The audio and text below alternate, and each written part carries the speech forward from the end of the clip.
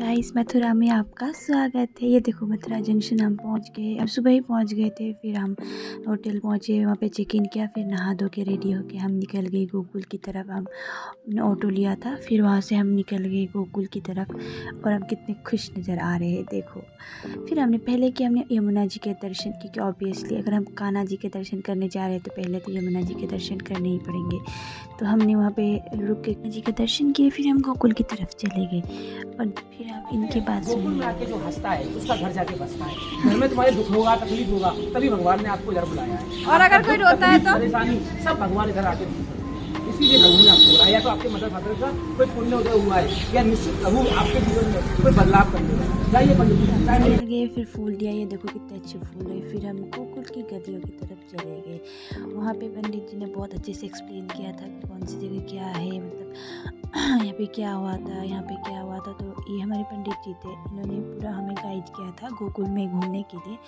और इन्होंने एक्चुअली बहुत अच्छी तरीके से हमें गाइड किया था। तो कोई जाता है वहाँ पे घूमने के लिए तो ऐसे किसी को बोल सकते हैं, वो बहुत अच्छे तरीके से हमें गाइड कर देते, क्योंकि हमें पता नहीं होता है, हम नए नए होते हैं वहाँ पे, तो हमें इतनी चीज़ों की समझ नहीं होती। तो ये लोग हमें बहुत अच्छे से गाइड करते हैं और चार्ज भी नहीं लेते इतने ज़्यादा। आप अपने मन से कुछ भी दे सकते हैं उनको अपने हिसाब से।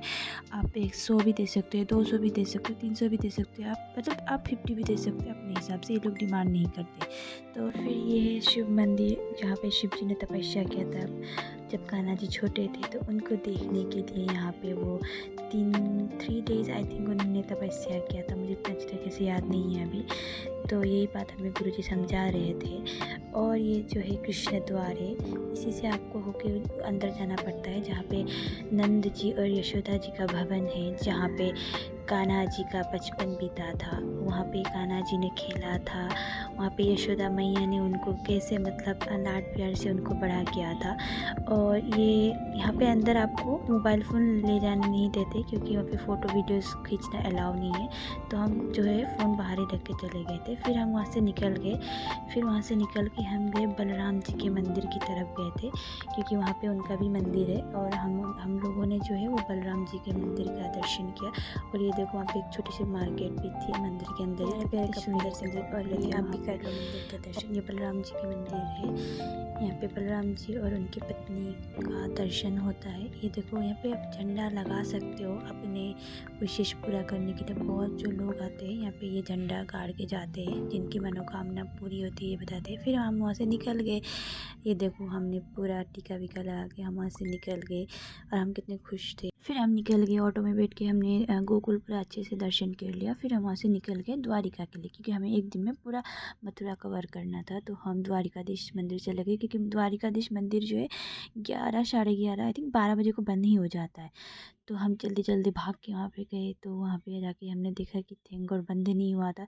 हमने फटाफट से दर्शन किए, फिर मंदिर की परिक्रमा की, और वहाँ पे जाके हमने जो है कान्हा जी के दर्शन किए। और वहाँ के कान्हा जी बहुत ही ज़्यादा सुंदर थे, मैं क्या ही बताऊँ आपको, वो मैंने रिकॉर्ड नहीं कर पाई क्योंकि मुझे जल्दी जल्दी देखना था उनको। फिर मथुरा गए और लस्सी नहीं, पैसे तो हो ही नहीं सकता। फिर हम निकल के बहुत लस्सी पिया, हम लोगों ने लस्सी पिया, बहुत ही ज़्यादा पिया था हम लोगों ने। फिर हम कृष्ण जन्मभूमि आ गए, वहाँ से थोड़ा पास में ही था, क्योंकि कृष्ण जन्मभूमि के अंदर मोबाइल अलाउ नहीं होता। तो हम लोगों ने बाहर ही मोबाइल को जो है सबमिट कर दिया था। फिर हम कृष्ण जन्मभूमि के अंदर चले गए। और भाई साहब क्या ही सुंदर मंदिर था वो कृष्ण जन्मभूमि। आप सबको एक बार मथुरा ज़रूर जाना चाहिए, और मथुरा जाके आपको यहाँ पे दर्शन ज़रूर करना चाहिए। आपका मन जो है वो बहुत ही ज़्यादा अच्छा हो जाएगा। उसके बाद हम लोग गए यमुना घाट, और हम लोगों ने वहाँ पे फेरी एक बुक किया था। तो हम लोगों ने थोड़ा बहुत टाइम जो है यमुना घाट में हम लोग घूमे फेरी पे, और कितना अच्छा लग रहा था यमुना जी का। देखो आप हम चले गए यमुना घाट की तरफ। ये आप देख रहे हैं विश्राम घाट, जहाँ पे यमुना आरती होती है शाम को। हम शाम तक नहीं रुके, क्योंकि हमें गोवर्धन पर्वत की तरफ जाना था, वहाँ पे परिक्रमा करनी थी। तो हम रिक्शा में फिर हम रिक्शा में बैठ के चले गए गाड़ी की तरफ, हमें बस लेना था।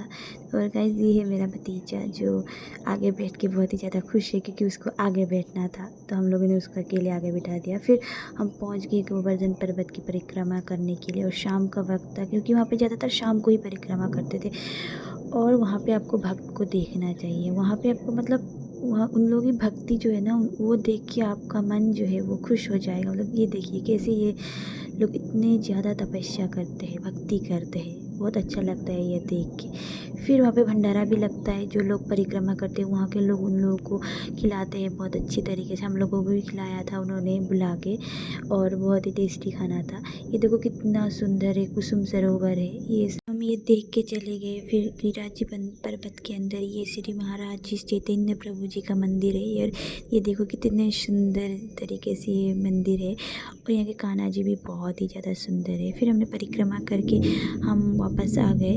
फिर वापस आके ये देखो ये मंदिर जो है ना इतना सुंदर सजा हुआ था, ऐसा लग रहा था कि दिवाली आ गई है। और हम जब आप गिरिधन पर्वत जब परिक्रमा करते हो उसके बाद आके यहाँ पे दर्शन करना होता है, तो आप लोग यहाँ पे आके दर्शन कर सकते हो। ये मंदिर बहुत ही ज़्यादा सुंदर है।